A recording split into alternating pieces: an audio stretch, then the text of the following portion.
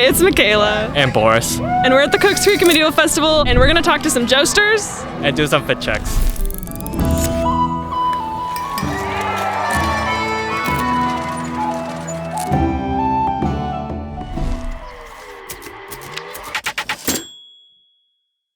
So tell me what you do here at the Cooks Creek Medieval Fest. I am with the Society of Tilt and Lance Cavalry. My specific job on the field is as the herald or the announcer, so I am the MC of the show. So it's my voice that you're hearing as I'm sort of narrating what is happening on the field.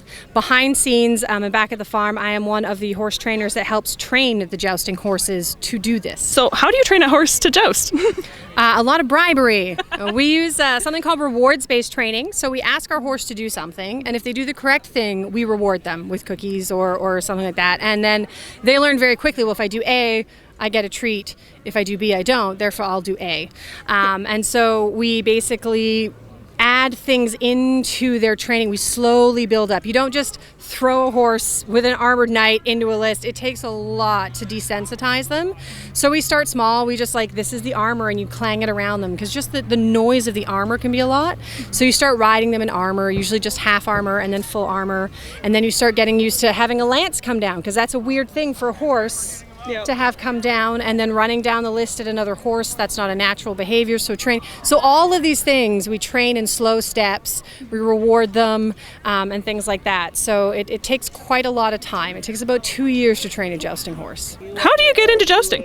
I actually got into it first by doing medieval foot combat. So I started in 1987. I did things with the Society for Creative Anachronism. I did things with historical martial arts and so on. And then eventually we started trying to learn to joust. And the big thing about that is learning to ride. And that is a lifelong endeavor.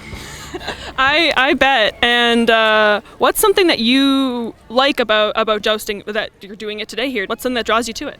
Yeah, so jousting to me is it's a combination of all the challenging things all at once, and they come together in a very short time. So I like to call it sort of a death of 1,000 cuts. I mean, you have to get the horse straight, you have to get the horse moving right, you have to make sure armor's fitting well, you have to drop the lance at exactly the right moment, and then you have to deal with the hit and make sure everything's okay and safe and your horse is protected and your horse is rewarded. What's your involvement in the jousting community?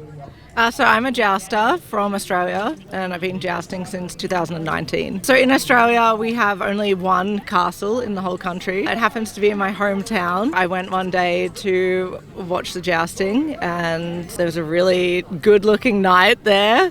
And so after the show, I was like, oh, hi, I'd love to joust. How could I get involved? And he said to me, I train people, so if you'd like to learn. I mean, I was more interested in him, but I was like, okay, cool, I'll learn to joust. And so I started training and learning to joust. And I did end up marrying that knight. So he was my knight in shining armor. So that was my fairy tale story. But that's how I started, is I went to watch a show just like all the people here.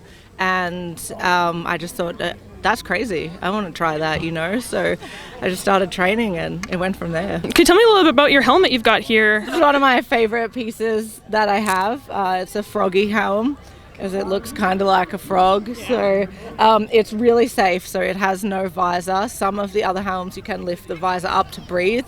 This one has no visor, so it's all one piece. Mm-hmm. You can only look through this small section here, and it gets bolted here and here to my chest and then strapped to my back. It is one of the most safe for jousting because your visor won't open, your neck is secure, the liner is suspended by leather, so your head moves around and is safe inside. But it's the most difficult, I think, to use. So there's not much airflow, there's not much vision, but the safety is high. Tell me about your costume. What are you wearing right now? Knights Templar. It's as close to period as I can get.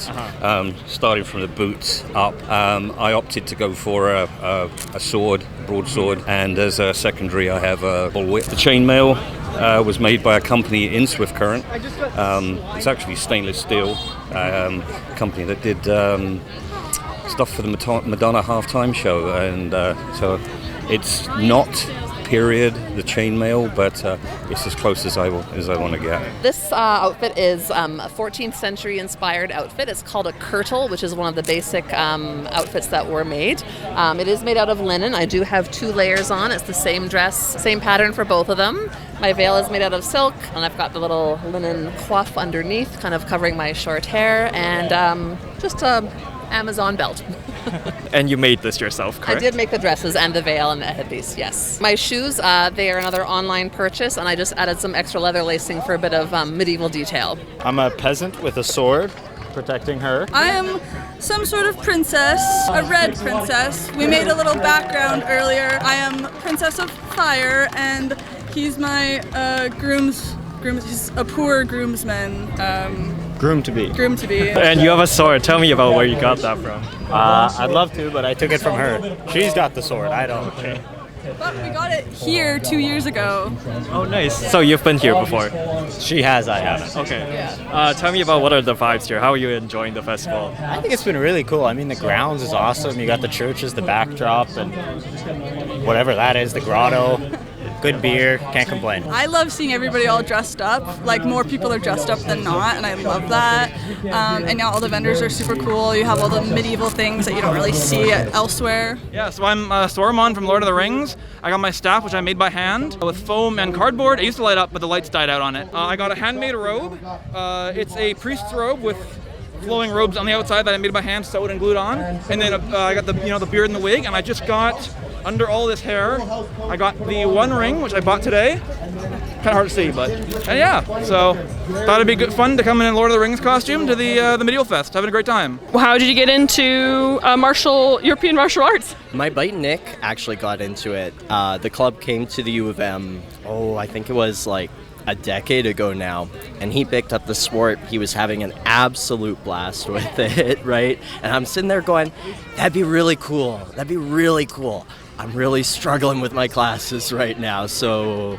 Let me pick up a sword, it'll fix it. Well, not quite. I waited until after I graduated, and then it's like, okay, I have time. I have free time. I can do it now. Tell me a little bit about this teapot that you're holding here. So, this teapot is now a 2-year-old bit. They gave us this exact tournament's rules 2 years ago and said if you have an offhand, if it's a dagger, it can't be longer than like 12 inches, for example.